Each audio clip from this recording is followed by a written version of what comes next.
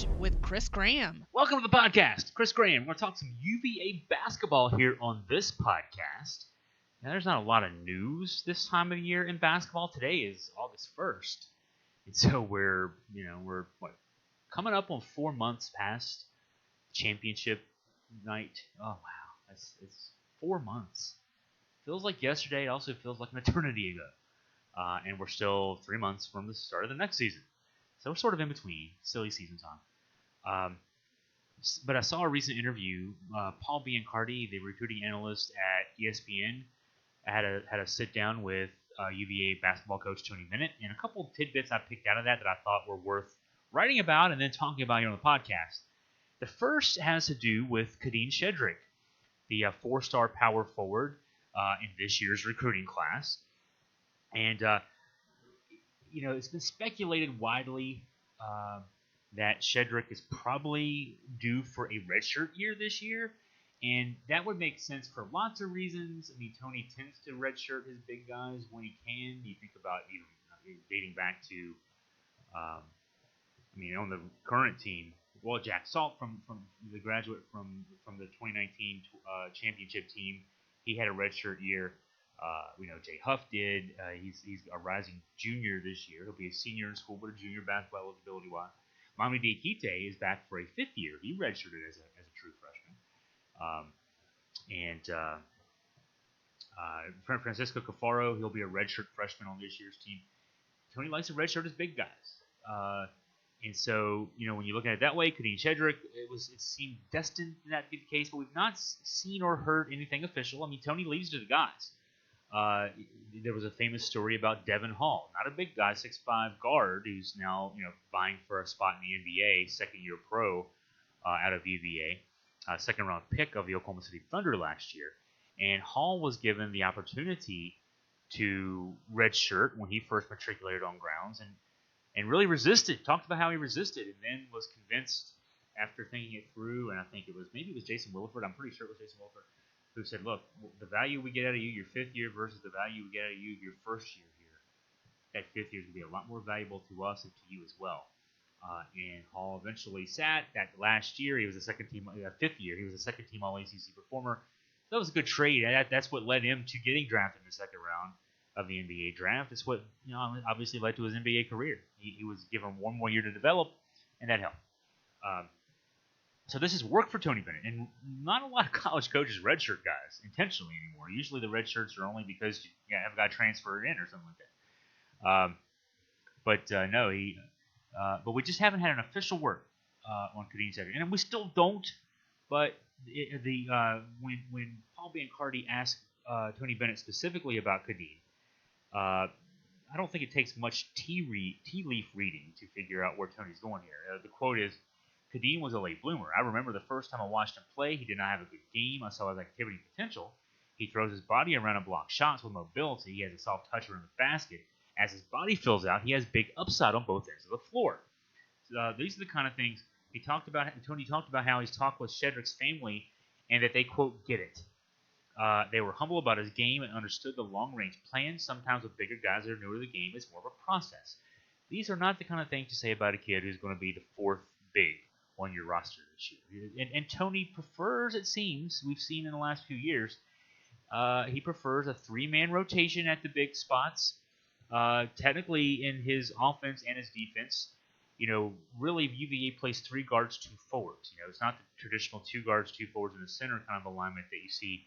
I'm not sure how many teams you really see doing that anymore anyway, but UVA was a forerunner of this with Bennett. He's heading into his 11th year now. And Tony's success last year, the UVA team's success last year, came when really, honestly, you had a lot of what we would call 4-guard lineup. In fact, when I did the analysis, UVA went 4-guard about 75% of the time last year.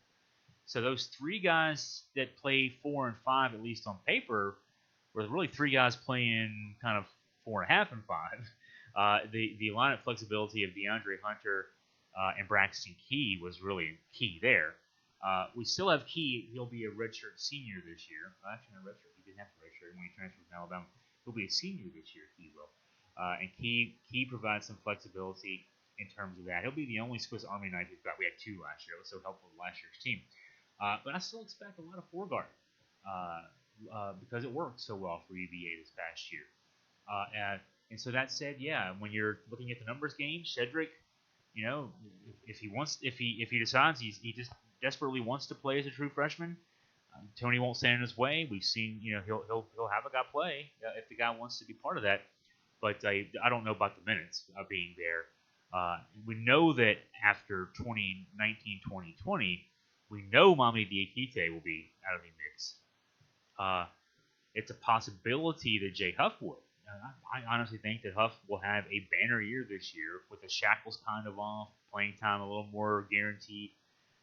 Jay Huff could have an NBA draft-worthy season this year, and if he does, then that clears some more room in the front court. You've also got Sam Hauser coming in, the 6'9" transfer from Marquette. He'll be a redshirt senior next year, 2020-21.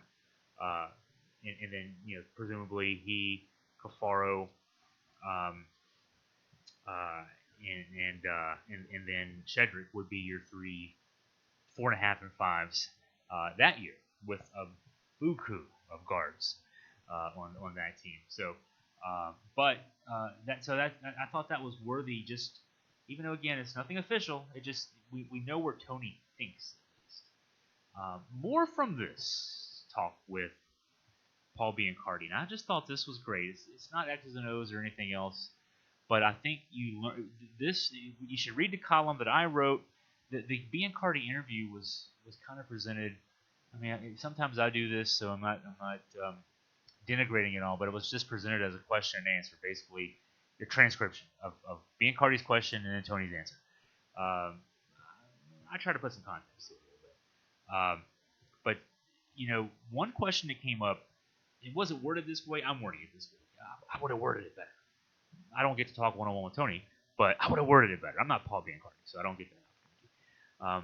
I did co-write a book on UVA basketball's championship, but still, I'm not that important. But the question I would have phrased it would be, can he recruit guys to play in a system that requires him to go hard? That's what UVA's mantra is. You go hard. You just go hard. And we go hard. Man, you talk about the way Virginia plays defense, the way Virginia plays offense, they go hard. It's not like there's 2 guys standing in the corner and one guy pounding the ball on the floor, ISO plays. That's not the way Virginia plays.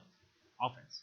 You don't play defense by having a guy stand back there and block shots and then grab rebounds if they miss. I mean, that's UVA plays hard 40 minutes or more every night from November whatever until April or March or April whatever. I mean, every night those guys play hard every single possession, offense and defense, 40 minutes. Not a lot of teams anywhere do that, but UVA does, and that's the secret to success. So Biancardi's question was in essence that question. How do you recruit, given how hard you play? And his answer was, there's plenty of freedom in the system. You learn how to play the right way. The sales pitch you can just imagine that Tony's given to those top recruits when he's sitting in the living rooms with mom and dad. There are different ways to play. Is this system helping you prepare to be a successful NBA player or professional player? That has proven itself out with a number of players over the years. Yeah, guys like Malcolm. I'm throwing this in now. Guys like Malcolm Brogdon, Joe Harris, DeAndre Hunter, Ty Jerome, Justin Anderson, Mike Scott, Kyle Guy. The fun thing about each of those guys is none were pegged as surefire NBA guys coming out of high school. They were all good recruits. Kyle Guy was McDonald's All-American. But is also 6'2", 260 pounds. DeAndre Hunter had the eyes of scouts early, but he had a redshirt year. He's another one of those guys who redshirted because he was 6'7", 180 pounds coming out of high school. He ends up leaving UVA 6'7", 230, and seeing him up close like I did in locker rooms after games, man, he could play tight end in the NFL. His shoulders are so wide. But he didn't come to UVA that way. Made himself into that. But none of those guys were NBA players coming out of high school. They were all expected to be. When you're a 4-star recruit, and I think all those guys were 4-star recruits. Let me do that again real quick. Mike Scott wasn't, but everybody else was a 4-star recruit. You're expected to be a good college player, but you're not. None of those guys again were. DeAndre Hunter played himself from a redshirt freshman year, where he had a redshirt to gain weight. 2 years later, he's the number 4 pick in the first round of the draft. So that system can produce players. Is basically what the answer there is. Um, you know, and I like this answer too. I'm paraphrasing, but then I'll give a quote.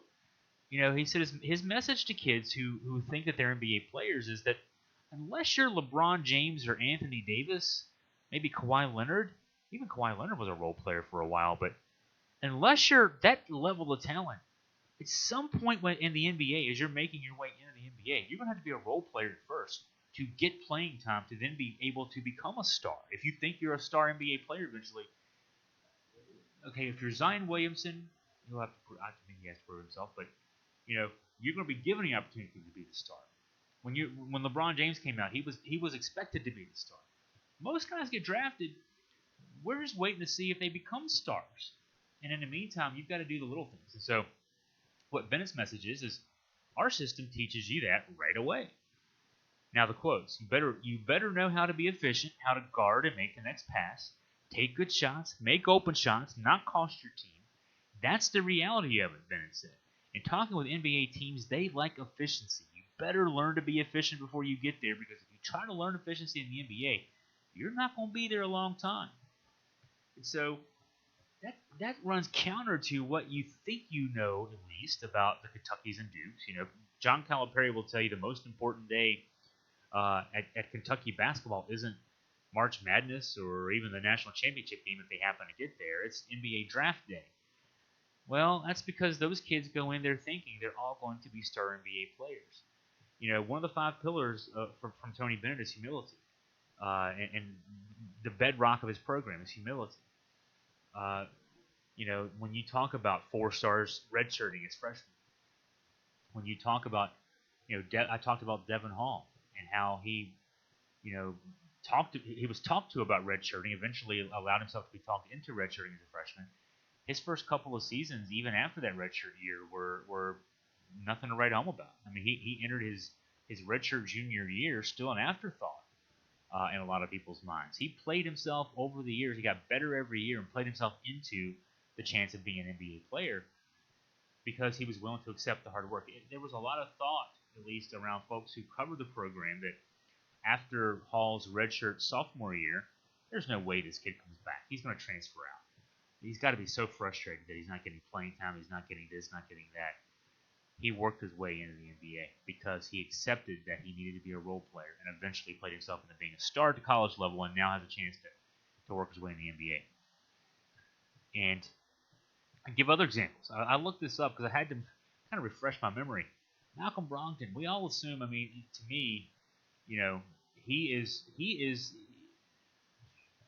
he might be more important than Ralph Sampson.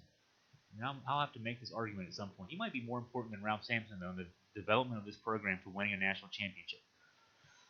And my thoughts on this are not fully formed, obviously, because I just spit those words out. It's the first time I've ever even had the thought. But I would argue this because Brogdon was the heart and soul of that team that won the ACC regular season and ACC tournament. And without that run in 2013-2014, we don't get the recruits afterwards that win the championship. And Malcolm Brogdon will, to me, always be that guy. I hate when people talk about the Mount Rushmore of this or that or the other.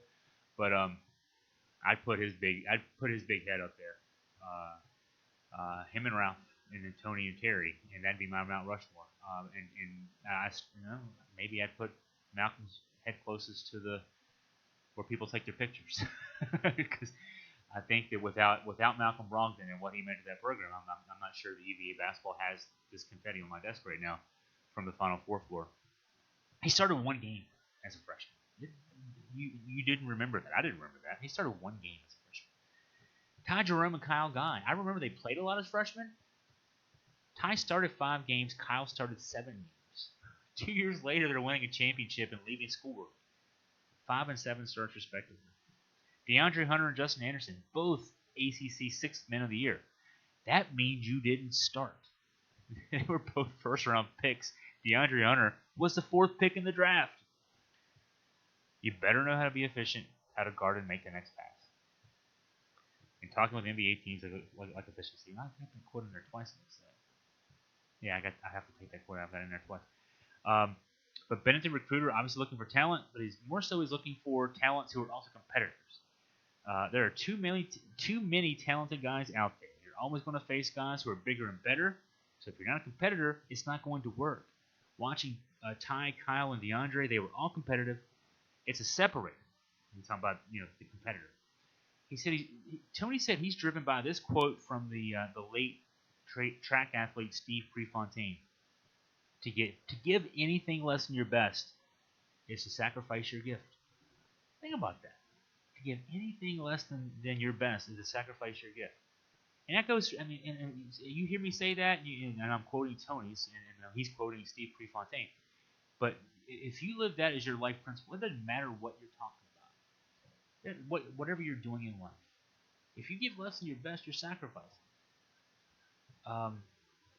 I think that says a lot. I think the fact that that's such an important quote for Tony Bennett says a lot about how he's built that program in 10 years to being a national champion. The Lord has blessed me with a gift to coach. I want to honor and maximize that gift.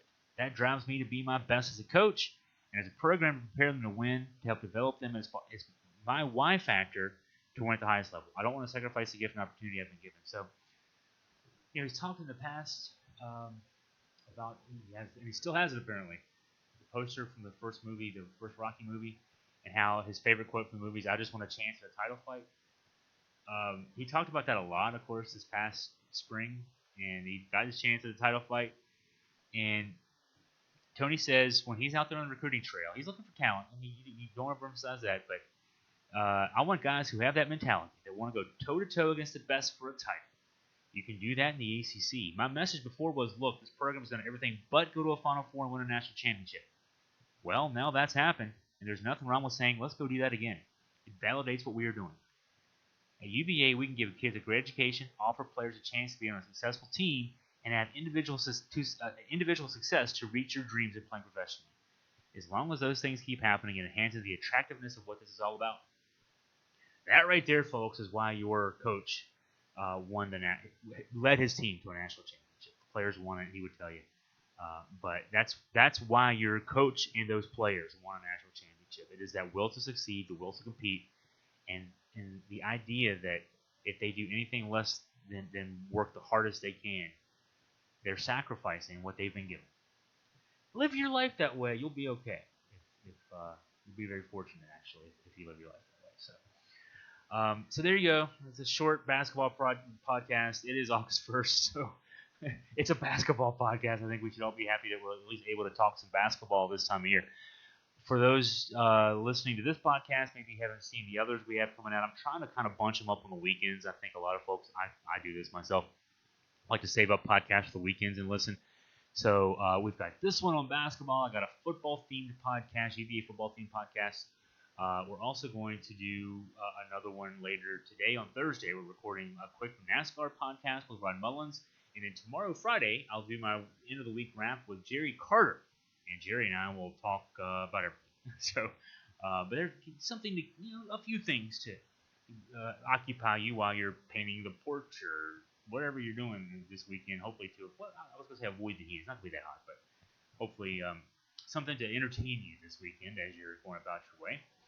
Well, I want to thank you for listening, and as I do all the time, we're talking UVA sports, and I do a podcast, and I'm bidding adieu. I say, wah-doo-wah.